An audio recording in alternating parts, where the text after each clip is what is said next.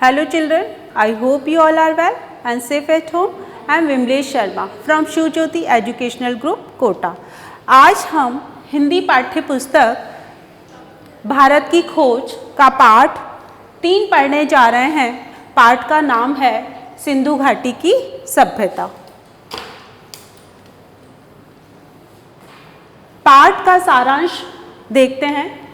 इस पुस्तक में नेहरू जी ने सिंधु घाटी सभ्यता से लेकर भारत की आज़ादी तक विकसित हुई भारत की बहुविध समृद्धि, संस्कृति, धर्म, जटिल अतीत को वैज्ञानिक दृष्टि से विलक्षण भाषा शैली में बयान किया है। यहाँ पर जो भारत की खोज जो पंडित जवाहरलाल नेहरू जी द्वारा लिखित है, उसमें स्वतंत्रता तक और उससे पहले के जो समय है उसके बारे में पूरी संस्कृति के बारे में दर्शाया गया है। इस पुस्तक को नेहरू जी ने अंग्रेजी में लिखा और बाद में इसे हिंदी और अन्य बहुत सारी भाषाओं में अनुवाद किया गया। यह मुख्य रूप से अंग्रेजी में लिखा गया था, फिर अनेक भाषाओं में इसका अनुवाद किया गया। भारत की खोज पुस्तक को क्लासिक का दर्जा हासिल है। भारत की खोज में सिंधु घाटी सभ्यता का वर्णन किया गया। उसके बारे में इस पाठ में बताया गया है कि सिंधु घाटी सभ्यता के 2 प्राचीन नगर, बड़े और प्रसिद्ध नगर हैं। वो कौन कौन से हैं? हड़प्पा और मोहनजोदड़ो खुदाई के समय में मिले थे। तो ये जो हमारे 2 नगर हैं वो सिंधु घाटी सभ्यता के अंतर्गत आते हैं, जो कि अभी इस समय वर्तमान समय में यह पाकिस्तान के अंतर्गत हैं।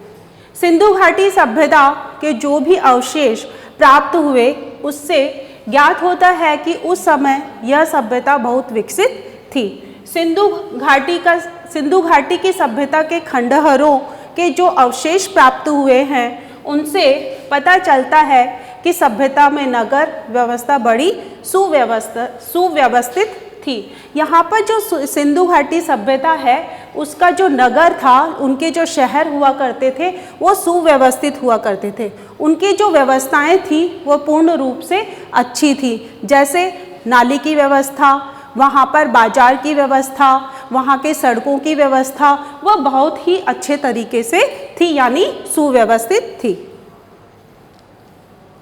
इस सभ्यता में कृषि भी बेहद उन्नत थी। उस समय की जो कृषि थी, उस समय जो कृषि की जाती थी वो उन्नत थी और बहुत अच्छी किस्म की खेती की जाती थी। यह सभ्यता नष्ट क्यों हुई? इस कारण शायद जलवायु परिवर्तन रहा होगा, क्योंकि जहाँ पर यह सभ्यता के अवशेष प्राप्त हुए हैं वहाँ पर अब रेगिस्तान है। कुल मिलाकर यह कहा जा सकता है कि सिंधु घाटी सभ्यता सारी प्राचीन सभ्यताओं में सबसे श्रेष्ठ थी। तो यहाँ पर बताया जा रहा है कि जो सिंधु घाटी सभ्यता है वो किस तरह से नष्ट हुई, तो इसका मुख्य कारण वहाँ की जलवायु को बताया जा रहा है। और जलवायु किसी भी तरह की हो सकती है, बाढ़ आ सकती है, गर्मी मौसम परिवर्तन की वजह से वो नष्ट हो सकती है। और वहाँ पर क्या देखा गया? पूर्ण रूप से रेगिस्तान देखा गया। विश्व की प्राचीन नदी घाटी सभ्यता में से एक प्रमुख सभ्यता है जो मुख्य रूप से दक्षिण एशिया के उत्तर पश्चिम क्षेत्रों में, जो आज तक उत्तर पूर्व अफगानिस्तान और पाकिस्तान के उत्तर पश्चिम में फैली है। प्राचीन मिस्र और मेसोपोटामिया की प्राचीन सभ्यता के साथ यह प्राचीन दुनिया की सभ्यताओं के 3 शुरुआती कार्यक्रमों में से एक थी। जो हमारी सिंधु घाटी सभ्यता है वो 3 में से एक थी, और इन 3 में से सबसे व्यापक यानी बहुत पूर्ण रूप से विकसित तथा सबसे चर्चित और सम्मानित पत्रिका नेचर में प्रकाशित शोध के अनुसार यह सभ्यता कम से कम 8000 वर्ष पुरानी मानी जाती है। यह हड़प्पा सभ्यता और सिंधु सभ्यता के नाम से जानी जाती है। यह मैं आपको बता देती हूँ, जो भी सभ्यता थी उस समय की वो किसी न किसी नदी के किनारे जरूर थी, क्योंकि लोगों की जो आवश्यकता थी वो नदी से पूरी होती थी। तो जो भी सभ्यता विकसित होती थी या जो भी सभ्यता रहती थी वो नदी के किनारे ही पाई जाती है। सिंधु घाटी सभ्यता एक बहुत ही अच्छा जरिया है जो भारत के अतीत को जानने का। सिंधु घाटी सभ्यता के अवशेष मोहनजोदड़ो और पश्चिमी पंजाब में हड़प्पा में मिले हैं। यह विश्वास किया जाता है कि सिंधु घाटी सभ्यता गंगा की घाटी तक फैली थी, इसीलिए यह केवल सिंधु घाटी सभ्यता भर ही नहीं, वह बहुत अधिक है। ये जो सिंधु घाटी सभ्यता है उससे हमें पुराने लोगों के बारे में ज़्यादा जानकारी मिलती है, क्योंकि अतीत जो हमारा पुराना अतीत है, इतिहास है, उसके बारे में हम इन सभ्यता के जरिए जान सकते हैं।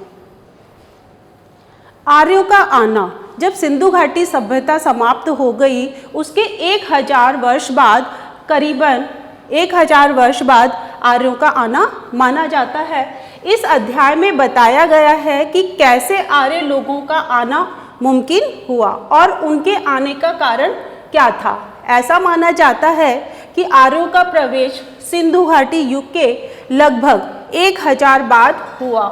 इसके बारे में विस्तार से चर्चा की गई है। तो जानते हैं कि आर्य कहाँ से आए, कब आए और क्यों आए। कई विद्वानों का कहना है कि आर्य बाहर से आए थे और किस जगह से, सिंधु घाटी के पश्चिम एरिया से आए थे, लेकिन कुछ लोगों का, विद्वानों का कहना है कि आर्य भारतीय ही थे। तो जानते हैं इनके बारे में। विद्वानों का मानना है कि भारत की संस्कृति से मिलती जुलती है, दक्षिण भारत से संबंध है। यहाँ पर बताया जा रहा है कि जो आर्य लोग थे वो कहीं ना कहीं उनकी समानता दक्षिण भारत के जो लोग थे उनसे मानी जाती है। सिंधु घाटी सभ्यता, अब यहाँ पर हम जानेंगे कि सिंधु घाटी सभ्यता का अंत क्या हुआ। तो हम कुछ मुख्य बिंदुओं के आधार पर जान पाएंगे। तो पहला बिंदु है खेत रेगिस्तान बन गए। जो वहाँ के खेत थे वह बंजर हो गए, रेगिस्तान हो गए। वो क्यों हुए कि अचानक कोई दुर्घटना हो गई, या तो वहाँ पर ज़्यादा बाढ़ आ गई होगी तो इसी तरह से वो सभ्यता नष्ट हो गई और वहाँ पर रेगिस्तान हो गए। सिंधु घाटी नदी में बाढ़ आ गई या फिर कोई अन्य दुर्घटना भी हो सकती है। मौसम परिवर्तन से जमीन सूखी, या तो ज़्यादा गर्मी होगी तो वहाँ का मौसम खराब हो गया और जमीन सूख गई। अवशेष खोजे गए हैं, ऐसे बहुत सारे अवशेष वहाँ पर खोजे गए हैं जो कि उस सभ्यता को बताते हैं। 3 मंजिलों मकानों का रहस्य, यहाँ पर उस सभ्यता के अंतर्गत 3 मंजिले मकान नहीं हुआ करते थे। यहाँ पर 3 मंजिलों मकानों का अर्थ यहाँ पर वो है कि जो किसी प्राकृतिक प्रकोप से वहाँ की सभ्यता नष्ट हो गई, फिर कुछ सालों बाद उन्हीं को खोदकर उस पर मकान बनाए गए, फिर वो सभ्यता नष्ट हो गई, फिर उनके बाद जो और नए मकान बनाए गए उसी ज़मीन पर। तो वह 3 मंजिलों मकानों का रहस्य यही है। मोहनजोदड़ो के खंडहरों पर रेत की परतें, तो जैसे जैसे प्रकृति ने अपना परिवर्तन, प्रकृति ने में जो परिवर्तन आया तो वहाँ के खंडहरों पर रेत की परत बढ़ती चली गई। मौसम में परिवर्तन भी सभ्यता के नष्ट होने का कारण हो सकता है। यहाँ पर मौसम किसी तरह का भी हो सकता है, बाढ़ भी आ सकती है, ज़्यादा गर्मी हो सकती है, या फिर और कोई दुर्घटना हो सकती है। तो ऐसे बहुत सारे कारण उसको नष्ट होने के बताए जाते हैं, उनका अनुमान लगाया जाता है। जमीन की सतह ऊंची उठती गई, तो जैसे जैसे उस पर रेगिस्तान की जो रेती की जो मिट्टी की जो परत आती गई और तो उसकी जगह ऊपर की ओर बढ़ती चली गई। पुरानी सतहों पर मकान बनाना, और वो जो पुरानी सतह पर दोबारा मकान बनाए गए। खुदाई में मंजिलें, घर के अवशेष मिले हैं। तो जिस तरह से वो सभ्यता, मकान वो नष्ट हुए, तो उनके जो अवशेष हैं वो ज़मीन में आज भी हमें मिलते हैं। सिंधु घाटी के बाद आने वाली सभ्यता की विशेषताएं। 1000 वर्ष बाद कृषि को बढ़ावा, उत्तर पश्चिमी दिशा से प्रवेश। द्रविड़ और आर्यों के बीच तालमेल, यहाँ पर हम द्रविड़ उनको कहेंगे जो भारत के दक्षिण एरिया से जो रहने वाले लोग हैं उन्हें हम द्रविड़ कहते हैं। और उन दोनों में, आर्यों और द्रविड़ जो लोग थे, उनमें तालमेल पाया जाता है, यानी कि उनमें बहुत सारी समानताएं पाई जाती हैं। पश्चिमी उत्तर दिशा से भारत में प्रवेश कर उनमें घुल मिल जाते थे। जो आर्य लोग थे वो द्रविड़ जाति के जो लोग थे, दक्षिण में जो रहने वाले लोग थे, उनमें तालमेल यानी कि वो उन लोगों से घुल मिल कर रहते थे, उनमें एक तालमेल बैठ गया था। द्रविड़ के साथ आर्यों का समन्वय, भारतीय संस्कृति का विकास, और द्रविड़ और जो आर्य थे उनकी संस्कृति में धीरे धीरे विकास होने लगा। इस प्रकार भारतीय संस्कृति में आर्यों और द्रविड़ की संस्कृति मिलती है, यानी आर्यों और जो द्रविड़ लोग हैं उनमें दोनों में समानता मिलती है। अब आते हैं, अब हम जानेंगे वेद के बारे में। आपने इतिहास में वेद के बारे में पढ़ा ही होगा। भारत की सबसे पुरानी पुस्तकें वेद हैं। जो हमारे भारत की जो पुरानी किताबें हैं जिनमें हम बहुत कुछ जानने को मिलता है, वो कौन है? वेद। वेद शब्द संस्कृत के विद धातु से बना है, जिसका अर्थ क्या है? जानना, अर्थात ज्ञान को एकत्रित करना है। वेद 4 हैं। कौन कौन से हैं? ऋग्वेद, यजुर्वेद, सामवेद और अथर्ववेद। इनमें से ऋग्वेद सबसे पुराना माना जाता है। अगर वो पहला है तो वो सबसे पुराना ही होगा। ऋग्वेद काव्य शैली में लिखा गया है। इसको काव्य शैली यानी कविता के रूप में लिखा गया है। इसमें प्रकृति के सौंदर्य का वर्णन किया गया है कि उस समय की प्रकृति कैसी थी। इसका वर्णन हमें किसमें मिलता है? ऋग्वेद में। वेद में उस समय की स्थिति, कि उस समय स्थिति क्या थी, उस समय की प्रकृति क्या थी, उस समय के लोग कैसे थे, उनका आचार विचार कैसा था, के बारे में वर्णन किया गया है। इन सब की जानकारी हमें वेदों में मिलती है। वेद के अंतर्गत मूर्ति पूजा, देवताओं के न होने का जिक्र है। यानी वेद जो आर्यों ने लिखा है तो उसमें मूर्ति पूजा, जो हम भगवान की पूजा मंदिर में जाके जो मूर्तियों की पूजा करते हैं और देवताओं की जो पूजा करते हैं, उनका कोई जिक्र नहीं है।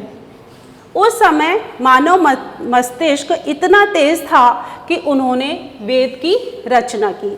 वेदों में उनसे पहले व्यक्तियों के बारे में जानकारी मिलती है। उस समय के लोग इतने तेज थे, उनका दिमाग इतना तेज था कि उन्होंने किसकी रचना कर डाली? वेदों की रचना कर डाली। और उस समय के जो लोग थे उनके बारे में सारी जानकारी हमें वेदों में मिलती है और उनकी जानकारी उन्होंने वेदों में बताई है। वेदों में उस समय के लोगों का जीवन उमंग भरा था। आत्मा पर कम ध्यान था, प्रकृति पर पूर्ण विश्वास था। जो उस समय के लोग थे वो बड़े अपने जीवन को बहुत उमंग से, उल्लास से जिया करते थे और वो आत्मा पर कम ध्यान था। जैसा कि आज हम देखते हैं कि आत्मा, परमात्मा, तो वो सब नहीं मानते थे। वो उनका ध्यान आत्मा पर बिल्कुल नहीं था। वो प्रकृति को ही सब कुछ मानते थे और उसी पर ही विश्वास करते थे।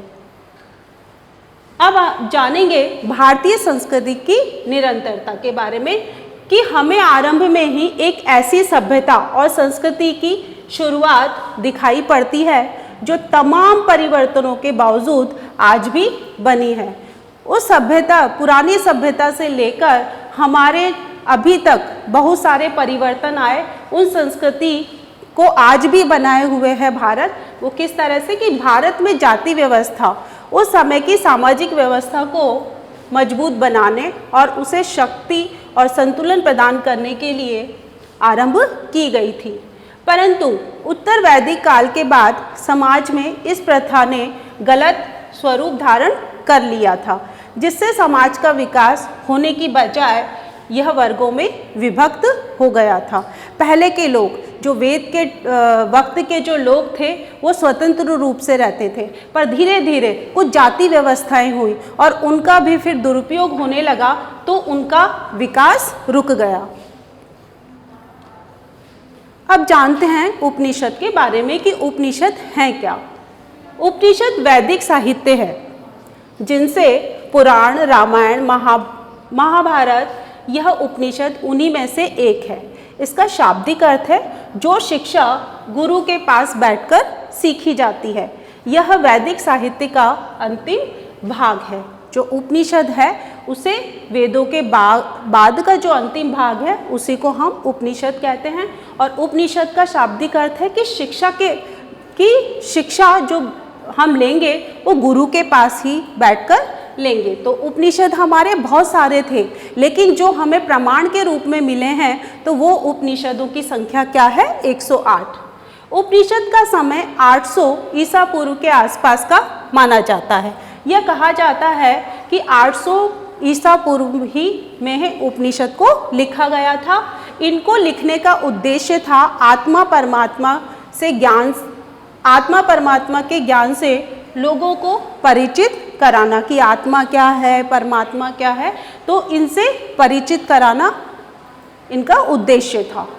उपनिषदों में ईश्वर से असत्य से सत्य की ओर और अंधकार से प्रकाश की ओर ले जाने की प्रार्थना की गई है। अब हम जानेंगे व्यक्तिवाद दर्शन के लाभ और हानियां। व्यक्तिवाद है क्या, तो जानते हैं। उपनिषदों में बराबर इस बात पर जोर दिया गया है कि कारगर रूप से प्रकृति करने के लिए जरूरी है कि शरीर स्वस्थ हो और मन स्वस्थ हो और तन मन दोनों अनुशासन में रहे। यहाँ पर व्यक्तिवादी सोच यह थी कि मन स्वस्थ है, तन स्वस्थ है, शरीर स्वस्थ है तो हमारे अंदर बहुत अच्छी अच्छी बातें आएंगी। तो यहाँ पर व्यक्तिवादी दर्शन पर ज़्यादा जोर दिया गया। ज्ञानार्जन यानी ज्ञान को अर्जित किया गया या और किसी भी तरह उपलब्धि के लिए संयम और आत्मपीड़न और आत्मत्याग जरूरी है। ये तो बहुत ही अच्छी बात है कि अगर हमारा मन स्वस्थ है, तन स्वस्थ है, शरीर स्वस्थ है तो हम किसी भी कार्य को करने के लिए या उसमें ज़्यादा उपलब्धि प्राप्त करने के लिए हमें 3 चीज़ों की बहुत ज़्यादा आवश्यकता होती है। हमें संयम रखना पड़ता है, आत्मपीड़न रखना पड़ता है और आत्म त्याग करना पड़ता है, यानी कि हमें बहुत सारी चीज़ों का त्याग करके ही हम इन सब चीज़ों को पा सकते हैं। आर्य व्यक्तिवादी की पद्धति में विश्वास करते थे, अर्थात कोई भी व्यक्ति किसी भी प्रकार से जीवन व्यतीत कर सकता था। उस समय के जो लोग थे स्वतंत्र थे, वह किसी भी प्रकार से अपने जीवन को व्यतीत कर सकते थे। इसका परिणाम यह निकला कि लोग आत्म केंद्रित हो गए। आत्म केंद्रित यानी स्वयं पर ही केंद्रित हो गए और उन्हें सामाजिक पक्ष की कोई चिंता ही नहीं रही। वो अपने आप में जीने लगे, दूसरों के बारे में बिल्कुल भी नहीं सोचते थे क्योंकि वह आत्म केंद्रित हो गए। वो दूसरों के बारे में, समाज के बारे में बिल्कुल भी उन्होंने सोचना बंद कर दिया। व्यक्तिवाद, अलगाववाद और ऊंच नीच पर आधारित जातिवाद पर भारत में कहीं अधिक बल दिया जाता रहा है। यह तो सच है जो आज भी हमें देखने को मिलता है कि हमारे समाज में पहले ज़्यादा ऊंच नीच, छुआछूत, जाति पाति इस तरह की भावनाएं लोगों में थी, लेकिन वो अभी वर्तमान में धीरे धीरे खत्म होती चली जा रही है। भारत में हमारी जनता का दिमाग इस प्रवृत्ति का बंदी बन गया। हमारे पूरे इतिहास में यह एक बहुत बड़ी कमजोरी रही है। जो जाति पाति, छुआछूत इस तरह की भावना ने हमारे देश को अवगत की ओर यानी अवरोध की ओर रखा है और बहुत ये हमारी सबसे बड़ी कमजोरी रही है। इसी वजह से हम लोग आगे नहीं बढ़ पाए हैं। यह कहा जा सकता है कि जाति व्यवस्था में शक्ति के बढ़ने के कारण के साथ साथ हमारी बौद्धिक जड़ता बढ़ती गई और जाति की रचनात्मक शक्ति धुंधलाती चली गई। जाति व्यवस्था ने हमारी जो संस्कृति थी उसको बहुत कम करती चली गई और बौद्धिक और जड़ता बढ़ती गई और इसकी जड़ें बढ़ती चली गई। इसी तरह से हमारी जो रचनात्मक शक्ति है वो कम होती चली गई यानी धुंधलाती चली गई। अब हम जानते हैं भौतिकवाद। भौतिकवाद वो है जो हमें प्रत्यक्ष रूप से दिखाई दे रहा है। तो जानते हैं भौतिकवाद क्या है। हमारा बहुत बड़ा दुर्भाग्य है कि हमने यूनान में, भारत में और दूसरे भागों में भी विश्व के प्राचीन साहित्य के एक बहुत बड़े हिस्से को खो दिया है। यह इसलिए हुआ कि इन ग्रंथों को आरंभ में ताड़पत्रों पर या भोजपत्रों पर लिखा गया। कागज पर लिखने का चलन बाद में हुआ। यहाँ पर दुर्भाग्य इसलिए कहा गया है क्योंकि जो उस समय का इतिहास लिखा गया वो ताड़पत्रों पर लिखा गया, यानी पत्तों पे लिखा गया, और पत्तों पे जब लिखा गया तो वह हमें वर्तमान समय में या जब खोज की गई तब हमें नहीं मिल पाया। लेकिन उस समय की जो लिखा हुआ है वो हमें किन में मिला? यूनान में मिला। यूनान में हमारे भारत के बारे में लिखा और बाद में कागज़ आया, पहले पत्तों पे लिखा गया, तो कहीं ना कहीं हमारी जो संस्कृति के बारे में लिखा गया था वो पत्तों पर लिखा गया और वो धीरे धीरे समाप्त हो गया। प्राचीन भारतीय पुस्तकें अब तक भारत में नहीं मिली, पर चीन और तिब्बती भाषा में उनके अनुवाद मिल गए हैं। हमारे भारत में तो वो नहीं मिली, लेकिन जो चीन और तिब्बती जो लोग थे, उनके जो विद्वान थे, उन्होंने हमारी संस्कृति के बारे में लिखा, तो कहीं ना कहीं हमें उन देशों से हमारी संस्कृति के बारे में जानने को मिला, क्योंकि कागज़ बहुत बाद आया था और उन्होंने हमारी संस्कृति का किस पे लिखी थी? पत्तों पर। भौतिकवाद के अनुसार वास्तविक स्थिति केवल विभिन्न रूपों में वर्तमान पदार्थ का और इस संसार का ही माना जा सकता है। इसके अलावा न कोई संसार है, न कोई स्वर्ग है, न ही नरक है, और न ही शरीर किससे अलग कोई आत्मा है। नैतिक नियम मनुष्य के द्वारा बनाई गई रूढ़ियाँ मात्र है। भौतिकवाद प्रत्यक्ष को मानने वाला है। यह सही है कि भौतिकवाद प्रत्यक्ष को मानता है, जो सामने है उसे मानता है, न तो वो स्वर्ग मानता है, न वो नरक मानता है, और न कोई शरीर के अलावा कोई आत्मा मानता है। जो सामने है वो ही सच है।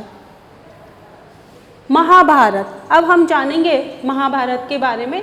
हमारे दो महाकाव्य हैं, रामायण और महाभारत, जो हमारे हिंदुओं के धार्मिक ग्रंथ माने जाते हैं। महाभारत का दर्जा विश्व की श्रेष्ठ रचनाओं में से है। यह कृति परंपरा और दंत कथाओं का तथा प्राचीन भारत की राजनीतिक और सामाजिक संस्थाओं का विश्वकोश है। दंत कथाएं, यानी कि इन महाकाव्य में ऐसी बहुत सारी छोटी छोटी कथाएं हैं जिनसे हमें शिक्षा मिलती हैं। तो ये जो दो महाकाव्य हैं वो हमारा एक विश्वकोश है। उस समय भारत में विदेशी लोग आ रहे थे, यह अपने साथ रीति रिवाज ला रहे थे। सबका एक अपना रीति रिवाज होता है। तो जो भारत में दूसरे लोग जो आए, जो दूसरे पड़ोसी देशों के जो लोग आए, वो अपने साथ अपने अपने रीति रिवाज लेकर आए। महाभारत एक ऐसा समृद्ध भंडार है जिसमें अनेक अनमोल चीज़ें ढूंढी जा सकती है। यह केवल नैतिक शिक्षा की पुस्तक ही नहीं है, इससे मिलने वाली शिक्षा को एक वाक्य के रूप में सूत्रबद्ध किया गया है। ये जो हमारा महाभारत है उसे एक सूत्र में ही बताया गया है, पूरा सार बताया गया है कि दूसरों के साथ ऐसा आचरण नहीं करो जो तुम्हें खुद को अपने लिए स्वीकार न हो। सच है कि हमें वो ही व्यवहार दूसरों के साथ करना चाहिए जो हम अपने लिए दूसरों से चाहते हैं। भगवद गीता, भगवद गीता क्या है जानते हैं। भगवद गीता महाभारत का अंश है, परंतु उसकी अपनी अलग अलग जगह है। 700 श्लोकों का एक छोटा सा काव्य है। इसकी रचना बौद्ध काल से पहले हुई थी। इस काव्य का आरंभ महाभारत का युद्ध आरंभ होने से पहले युद्ध क्षेत्र में अर्जुन और कृष्ण के बीच का संवाद है, यानी कि अर्जुन और कृष्ण के बीच की बातचीत है। यहाँ पर श्री कृष्ण अर्जुन को उपदेश देते हैं। भगवद गीता में जीवन के कर्तव्यों के निर्वाह के लिए कर्म का आह्वान किया गया है, यानी कि कर्म को प्रधान माना गया है। प्राचीन भारत में जीवन और कर्म जानते हैं इसके बारे में। उस समय के लोग कृषि का काम करते थे, मुख्य रूप से कृषि केंद्रित थे। आमदनी का मुख्य जरिया लगान माना जाता था। ग्राम सभाएं एक सीमा तक स्वतंत्र थीं। राजनीति और आर्थिक ढांचा इन्हीं ग्राम समुदाय से बनाया जाता था, जिन्हें 10-10 और 100-100 लोगों के समूह में बांट दिया जाता था। पाणिनि ने संस्कृत भाषा में अपने प्रसिद्ध व्याकरण की रचना की है। यहाँ पर जो उस समय का जो जीवन था वो 10-10 और 100-100 लोगों के समुदाय यानी इस तरह के परिवारों में बांट दिया जाता था और उनके जो गांव होते थे वो इसी तरह से कि लोहार है तो उनका एक अलग गांव हुआ करता था, बढ़ई है तो उनका एक अलग गांव हुआ करता था। और उस समय क्या थी, कृषि सर्वोपरि थी। उस समय के लोग कृषि किया करते थे और मुख्य आमदनी का जरिया लगान हुआ करता था।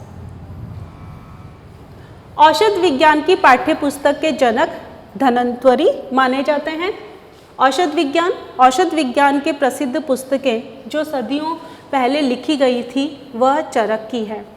चरक आर्य राजा कनिष्क के दरबार में राजवैद्य थे, यानी वो वैद्य थे।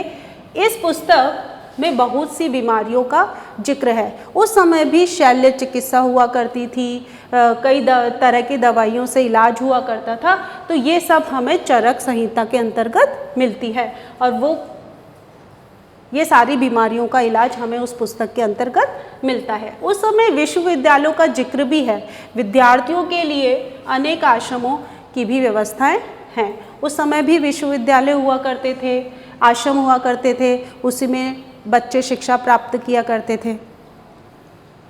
बुद्ध की शिक्षा, अब बौद्ध धर्म से संबंधित कुछ शिक्षाएं हैं, उन्हें जान लेते हैं।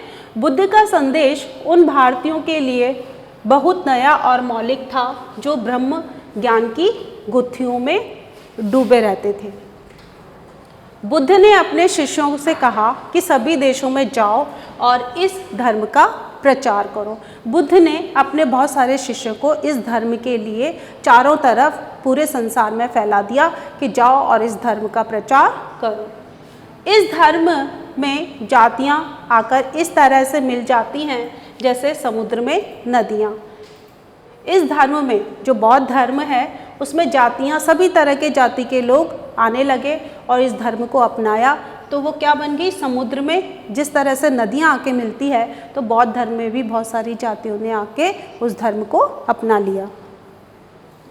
युद्ध में भले ही कोई 1000 आदमियों पर विजय पाले, पर जो अपने पर विजय पाता है सच्चा विजेता वही होता है। मनुष्य की जाति जन्म से नहीं बल्कि केवल कर्म से तय होती है। यहाँ पर कर्म को प्रधान माना गया है।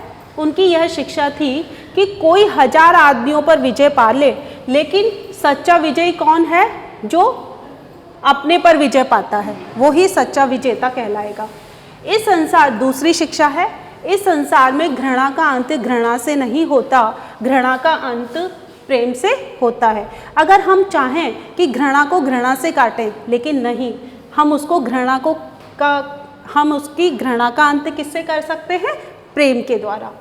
मनुष्य को क्रोध पर दया से और बुराई पर भलाई से काबू पाना चाहिए। अब हम जानेंगे बुद्ध की कथा के बारे में। महात्मा बुद्ध कमल के फूल पर बैठे हुए शांत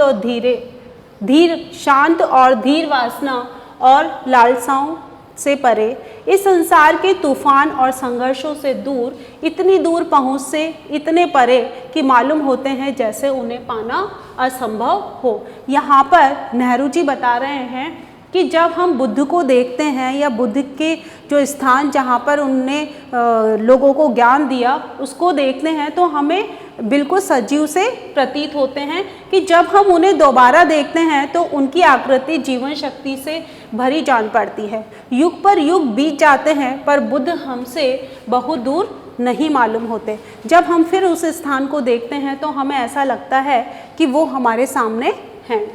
उनकी वाणी हमारे कान में भी धीमे स्वर में कहती है कि हमें संघर्ष से भागना नहीं चाहिए। उनके कुछ उपदेश थे, उनके जनता के लिए कुछ उन्होंने कहा है कि हमें संघर्ष से भागना नहीं चाहिए, बल्कि शांति से उसका मुकाबला करना चाहिए तथा जीवन में विकास और प्रकृति के और बड़े बड़े अवसर को देखना चाहिए। चंद्रगुप्त और चाणक्य। मौर्य साम्राज्य कई सालों में बदलती परिस्थितियों का लाभ उठाते हुए उन्हें अपनी मर्जी के मुताबिक ढाल लिया। ये चंद्रगुप्त मौर्य और चाणक्य और चंद्रगुप्त मौर्य के मित्र और सलाहकार थे। यह दोनों तक्षशिला गए तो यूनानियों के संपर्क में आए और सिकंदर ने वहाँ पर उन्हें नियुक्त कर दिया। जब चाणक्य और चंद्रगुप्त मौर्य यूनानियों के पास गए तो वहाँ पर उनकी मित्रता किससे हुई? सिकंदर से। चंद्रगुप्त और चाणक्य ने विदेशी आक्रमणकारियों के विरुद्ध लोगों को उत्तेजित कर दिया। यहाँ पर चाणक्य और जो चंद्रगुप्त मौर्य था, उन्होंने लोगों को, जो विदेशी आक्रमणकारी थे, उनके प्रति लोगों को भड़काना शुरू कर दिया।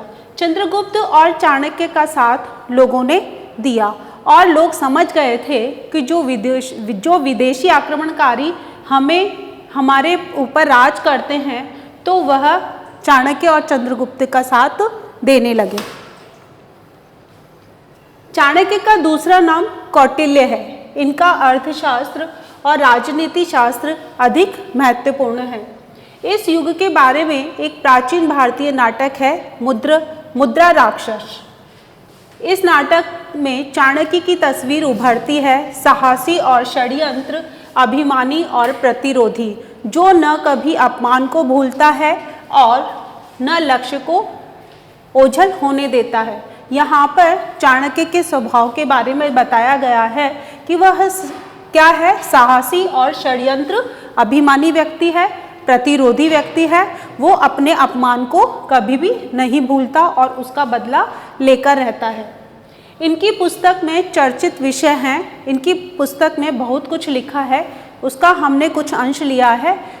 व्यापार और वाणिज्य, कानून, न्यायालय, नगर व्यवस्था, कृषि, सामाजिक रीति रिवाज, स्त्रियों का अधिकार, जनगणना, पासपोर्ट, जेल आदि शामिल हैं। महावीर और बौद्ध।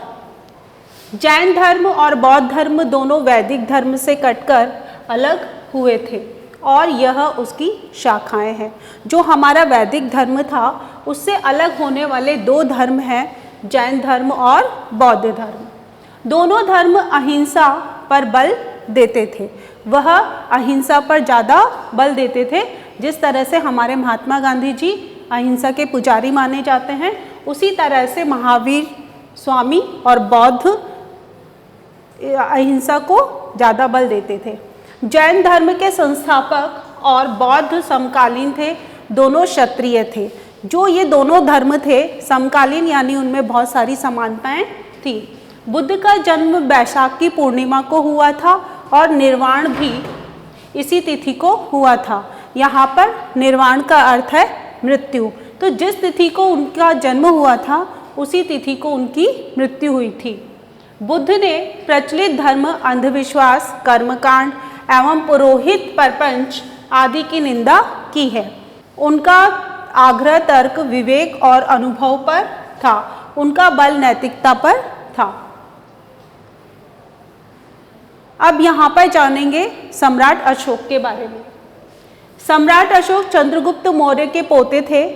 पिता का नाम था बिंदुसार। बिंदुसार जो थे वो उनके पिता थे और जो चंद्रगुप्त मौर्य जिनके बारे में हमने अभी पढ़ा, वो इनके पोते थे।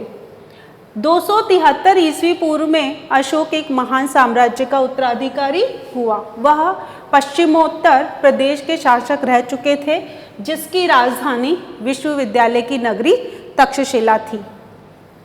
उस समय का साम्राज्य के भीतर भारत का बहुत बड़ा भाग आ गया था। उसका विस्तार मध्य एशिया तक हो चुका था। जो अशोक सम्राट थे, उन्हें अपने साम्राज्य को बढ़ाने की हमेशा इच्छा रहती थी। तो मध्य एशिया का बहुत बड़ा भाग उनके पास आ चुका था। कलिंग युद्ध में कलिंग लोगों के बहादुरी से मुकाबला करने के बावजूद अशोक की सेना जीत गई थी। उस समय एक कलिंग युद्ध हुआ, उसमें बहुत सारे लोग जो थे मारे गए थे। इस युद्ध में बहुत ही कत्ले आम हुआ।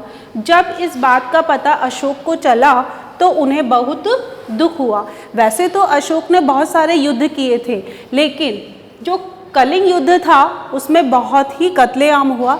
जब उन्होंने इसके बारे में सुना तो उन्हें बहुत दुख हुआ क्योंकि वह बौद्ध धर्म का क्योंकि उन पर बौद्ध धर्म का बहुत असर हो रहा था, उन्हें युद्ध से विरक्ति आ गई थी। अब उन्होंने साम्राज्य विस्तार से उनका मन हटा लिया। उस कत्ले आम का उनके दिमाग पर बहुत असर हुआ और उन्होंने युद्ध करना छोड़ दिया। युद्ध के प्रति उनकी विरक्ति आ गई थी। उनके शासनकाल में देश ने विज्ञान और तकनीकी के साथ साथ चिकित्सा शास्त्र में भी काफ़ी तरक्की की। उन्होंने धर्म पर इतना जोर दिया कि प्रजा दया और ईमानदारी के रास्ते पर चलने लगी। उन्होंने ज़्यादा से ज़्यादा बौद्ध धर्म का प्रचार और प्रसार किया और बौद्ध धर्म को अपनाया। तो बच्चों, आज हमने सिंधु घाटी सभ्यता के बारे में पढ़ा और समझा। तो आप इसका अध्ययन करें और समझें। धन्यवाद।